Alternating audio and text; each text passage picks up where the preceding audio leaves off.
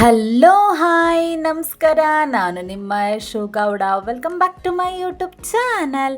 ಎಲ್ಲರೂ ಹೇಗಿದ್ದೀರಾ? ಚೆನ್ನಾಗಿದ್ದೀರಾ ಅಂತ ಭಾವಿಸ್ತೀನಿ. ಇವತ್ತು ನಾನು ನಿಮಗೆ ರೆಸ್ಟೋರೆಂಟ್ ಸ್ಟೈಲಲ್ಲಿ ವೆಜ್ ನೂಡಲ್ಸ್ ಹೇಳ್ಕೊಡ್ಲಾ. ನಿಜವಾಗ್ಲೂ ತುಂಬ ಈಸಿ ಆ್ಯಂಡ್ ತುಂಬ ಟೇಸ್ಟಿಯಾಗಿರುತ್ತೆ. ಈ ನೂಡಲ್ಸ್ ಮಾಡೋಕ್ಕೆ ಒಂದು ಟ್ರಿಕ್ಸ್ ಇದ್ದರೆ ಸಾಕು.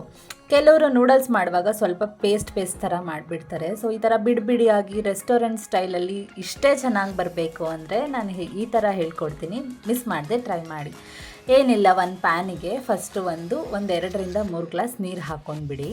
ಸೊ ಅದಕ್ಕೆ ಸ್ವಲ್ಪ ನೂಡಲ್ಸ್ನ ಹಾಕ್ಕೊಂಡ್ಬಿಟ್ಟು, ನೀವು ಎಷ್ಟು ನೂಡಲ್ಸ್ ಮಾಡ್ಕೋತೀರಾ ಅಷ್ಟನ್ನು ಹಾಕ್ಕೊಂಡ್ಬಿಟ್ಟು ಅದಕ್ಕೆ ಒಂದು ಸ್ವಲ್ಪ ಎಣ್ಣೆ ಹಾಕ್ಕೊಂಡು ಅದನ್ನು ಒಂದು 10 ಮಿನಿಟ್ಸ್ ಬೇಡ ಗೈಸ್, ಒಂದು ನೋಡ್ಕೋತಾ ಇರಿ ಮಧ್ಯ ನೂಡಲ್ಸ್ ಬೆಂದಿದೆಯಾ ಅಂತ. ಸೊ ಮಧ್ಯ ಟೆಸ್ಟ್ ಮಾಡ್ಕೊಂಡು ನಾನಿಲ್ಲಿ ಒಂದು 8 ಮಿನಿಟ್ಸ್ ಬೇಯಿಸ್ಕೊಂಡೇನೋ. ಸೊ ಅದನ್ನು ಬೇಯ್ತಾ ಎಲ್ಲ ಕರೆಕ್ಟಾಗಿ ನಾನು ಮಿಕ್ಸ್ ಮಾಡ್ಕೊತಿದ್ದೆ. ಸೊ ಅದಾದಮೇಲೆ ನನಗೆ ಬೆಂದಿದೆ ಅಂತ ಅನಿಸ್ದಾಗ ನಾನು ಒಂದು ನೂಡಲ್ಸ್ನ ಹಿಂಗೆ ಮುಟ್ಟಿ ನೋಡಿದೆ. ಸೊ ಅದು ಬೆಂದಿದೆ ಅಂತ ನಂಗೆ ಫೀಲ್ ಆಯಿತು. ಸೊ ಅದು ಬೆಂದಿತ್ತು. ಅದಾದಮೇಲೆ ನಾನು ಅದನ್ನು ಆಫ್ ಮಾಡಿಕೊಂಡೆ. ಸೊ ಈ ಥರ ನಾವು ನೋಡಿಕೊಂಡು ಬೇಯಿಸೋದ್ರಿಂದ ನಮಗೆ ಅದು ನೂಡಲ್ಸು ಪೇಸ್ಟ್ ಆಗೋಲ್ಲ. ಆಮೇಲೆ ಇದಕ್ಕೆ ಏನು ಟ್ರಿಕ್ಸ್ ಅಂದರೆ ಒಂದು ಸ್ಪೂನ್ ಆಯಿಲ್ ಹಾಕೋದ್ರಿಂದ ಫುಲ್ಲು ಬಿಡಿಯಾಗಿ ಆಗುತ್ತೆ. ಸೊ ಸಖತ್ತಾಗಿ ಬರುತ್ತೆ ನೂಡಲ್ಸು. ಸೊ ಇದಾದಮೇಲೆ ಇದನ್ನು ನಾವು ನೀಟಾಗಿ ಸೋಸ್ಕೊಂಡ್ಬಿಡಿ. ಸೊ ನೀವೇ ನೋಡಿ ಎಷ್ಟು ಬಿಡಿಯಾಗಿ ಬಂದಿದೆ ಅಂತ ನೀವೇ ನೋಡ್ತಿದ್ದೀರಲ್ಲ. ಸೊ ಕೆಲವರು ಪೇಸ್ಟ್ ಥರ ಮಾಡಿಬಿಡ್ತಾರೆ ಫಸ್ಟ್ ಟೈಮ್ ಮಾಡೋರು. ಸೊ ಫಸ್ಟ್ ಟೈಮ್ ಮಾಡೋರು ಈ ಥರ ಸ್ವಲ್ಪ ಆಯಿಲ್ ಹಾಕಿ ಮಾಡಿದ್ರೆ ಚೆನ್ನಾಗಿರುತ್ತೆ. ಸೊ ಅದನ್ನೆಲ್ಲ ಸೋಸ್ಕೊಂಡಾದಮೇಲೆ ಸ್ವಲ್ಪ ಒಂದು ಪ್ಯಾನಿಗೆ ಮತ್ತು ಎಣ್ಣೆನ ಸ್ವಲ್ಪ ಜಾಸ್ತಿ ಹಾಕ್ಕೊಳ್ಳಿ. ಅದಾದಮೇಲೆ ಒಂದು ಈರುಳ್ಳಿನ ಉದ್ದುತ್ತಾ ಹೆಚ್ಚಿಟ್ಕೊಂಡಿದ್ದೆ. ಸೊ ಅದನ್ನು ಕೂಡ ಹಾಕ್ಕೊಂಡು ಚೆನ್ನಾಗಿ ಫ್ರೈ ಮಾಡ್ಕೊಳ್ಳಿ. ನೂಡಲ್ಸ್ಗೆ ಬೇಕಾಗಿರೋದು ಮೇಯ್ನು ವೆಜಿಟೇಬಲ್ಸು.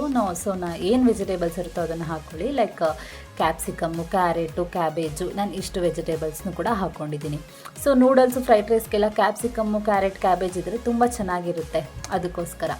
ಸೊ ಅದಾದಮೇಲೆ ಇವಾಗ ತರಕಾರಿಗೆ ಬೇಕಾಗಿರೋ ಅಷ್ಟು ಉಪ್ಪನ್ನ ಹಾಕ್ಕೊಂಡು ಚೆನ್ನಾಗಿ ಬಾಡಿಸ್ಕೊಳ್ಳಿ. ಯಾಕಂದರೆ ತರಕಾರಿಗೆ ಸ್ವಲ್ಪ ಉಪ್ಪು ಹಿಡ್ಕೊಳ್ಳಿ, ಅದಕ್ಕೋಸ್ಕರ.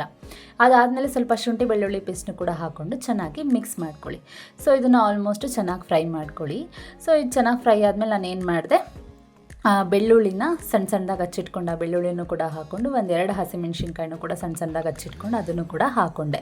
ಇದನ್ನು ಬೇಕಾದ್ರೆ ನೀವು ಫಸ್ಟೇ ಹಾಕ್ಕೋಬೋದು. ಸೊ ನಾನು ತರಕಾರಿ ಹಾಕಾದ್ಮೇಲೆ ಹಾಕ್ಕೊಂಡೆ ಅಷ್ಟೇ. ಆಮೇಲೆ ಇದಕ್ಕೆ ಸ್ವಲ್ಪ ಪೆಪ್ಪರ್ ಪೌಡರ್ನ ಹಾಕ್ಕೊಂಡು ಚೆನ್ನಾಗಿ ಮಿಕ್ಸ್ ಮಾಡ್ಕೊಳ್ಳಿ.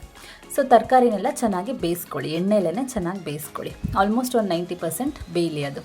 ಸೊ ಆಲ್ಮೋಸ್ಟ್ ಎಲ್ಲ ಫ್ರೈ ಆದಮೇಲೆ ಇವಾಗ ನೂಡಲ್ಸ್ನ ಬೇಯಿಸಿಟ್ಕೊಂಡಿದ್ವಲ್ಲ, ಆ ನೂಡಲ್ಸ್ನ ಹಾಕ್ಕೊಂಡ್ಬಿಟ್ಟು ಚೆನ್ನಾಗಿ ಮಿಕ್ಸ್ ಮಾಡ್ಕೊಳ್ಳಿ. ಓಕೆನಾ?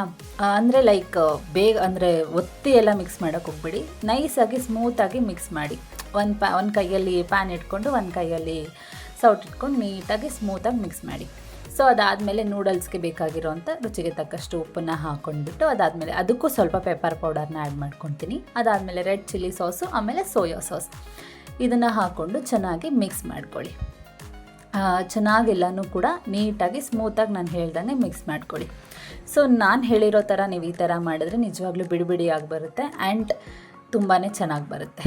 ಆಮೇಲೆ ಇದರಲ್ಲಿ ರೆಡ್ ಚಿಲ್ಲಿ ಸಾಸ್ ಸ್ವಲ್ಪ ಜಾಸ್ತಿ ಹಾಕ್ಕೊಂಡ್ರೂ ಪರವಾಗಿಲ್ಲ. ಸೋಯಾ ಸಾಸ್ 1 ಸ್ಪೂನ್ ಸಾಕು, 1 ಸ್ಪೂನ್ ಇಲ್ಲ 3/4 ಸ್ಪೂನ್ ಅಷ್ಟೇ ಸಾಕು. ಜಾಸ್ತಿ ಸೋಯಾ ಸಾಸ್ ಹಾಕ್ಕೋಬೇಡಿ, ಯಾಕಂದರೆ ಅದು ಸ್ವಲ್ಪ ಹುಳಿ ಆಗಿರುತ್ತಲ್ಲ, ಸೊ ಹುಳಿ ಆಗಿಬಿಡುತ್ತೆ, ಅದಕ್ಕೋಸ್ಕರ. ಸೊ ಇದನ್ನು ಚೆನ್ನಾಗಿ ಮಿಕ್ಸ್ ಮಾಡ್ಕೊಂಡಾದಮೇಲೆ ಉಪ್ಪು ಸಪ್ಪೆ ನೋಡ್ಕೊಳ್ಳಿ. ನನಗಿಲ್ಲಿ ಸ್ವಲ್ಪ ಸಪ್ಪೆ ಅನಿಸ್ತು, ಅದಕ್ಕೆ ನಾನು ಇನ್ನೊಂದು ಸ್ವಲ್ಪ ಉಪ್ಪು ಹಾಕ್ಕೊಂಡೆ. ಸೊ ಇನ್ನೊಂದು ಸ್ವಲ್ಪ ಉಪ್ಪು ಹಾಕ್ಕೊಂಡು ಚೆನ್ನಾಗಿ ಮಿಕ್ಸ್ ಮಾಡಿಕೊಂಡೆ. ಎಷ್ಟು ಚೆನ್ನಾಗಾಗಿತ್ತು ಅಂದರೆ ಗಾಯ್ಸ್, ಇದು ನೋಡ್ತಾ ಇದ್ರೇ ನನಗೆ ಬಾಯಲ್ಲಿ ನೀರು ಬರ್ತಿದೆ. ನಿಜವಾಗ್ಲೂ ಅಷ್ಟೇ ಸಖತ್ತಾಗಿತ್ತು. ಮಿಸ್ ಮಾಡಿದೆ ಈ ಒಂದು ನೂಡಲ್ಸ್ನ ಟ್ರೈ ಮಾಡಿ. ನಿಮ್ಮ ಮನೇಲಿ ಎಲ್ಲರೂ ಇಷ್ಟಪಡ್ತಾರೆ. ಹೋಟೆಲಿಂದ ತಂದಿದ್ದ ಅಂತ ಕೇಳ್ತಾರೆ, ಅಷ್ಟು ಚೆನ್ನಾಗಿರುತ್ತೆ. ಮಿಸ್ ಮಾಡಿದೆ ಈ ರೆಸಿಪಿನ ಟ್ರೈ ಮಾಡಿ. ಈ ವಿಡಿಯೋ ನಿಮಗೆ ಇಷ್ಟ ಆಗಿದರೆ ದಯವಿಟ್ಟು ಲೈಕ್ ಮಾಡಿ, ಶೇರ್ ಮಾಡಿ, ಕಮೆಂಟ್ ಮಾಡಿ, ಸಬ್ಸ್ಕ್ರೈಬ್ ಮಾಡ್ಕೊಳ್ಳಿ. ಹೀಗೆ ನನಗೆ ಸಪೋರ್ಟ್ ಮಾಡಿ. ಆ್ಯಂಡ್ ಈ ರೆಸಿಪಿನ ಮಿಸ್ ಮಾಡದೆ ಮನೆಯಲ್ಲಿ ಒಮ್ಮೆ ಆದರೂ ಟ್ರೈ ಮಾಡಿ ನೋಡಿ.